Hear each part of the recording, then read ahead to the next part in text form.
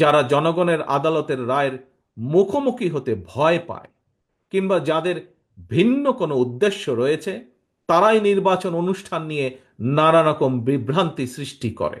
রাষ্ট্র এবং সরকারের বিদ্যমান বিধি ব্যবস্থা নিয়ে তরুণদের মনে অনেক প্রশ্ন রয়েছে এবং আমরা মনে করি এই প্রশ্নগুলো থাকাটাই স্বাভাবিক।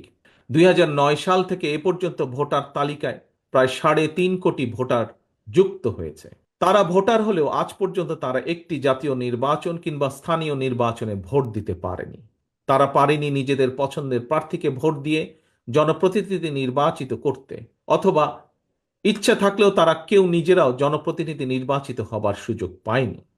সুতরাং রাষ্ট্র ও রাজনীতি, সরকার প্রচলিত বিধি ব্যবস্থার সংস্কার করে আরো উন্নত এবং টেকসই বিধি ব্যবস্থার পক্ষে ছাত্র ও তরুণরা অবস্থান নেবে সমাজ পরিবর্তনের লক্ষ্যে।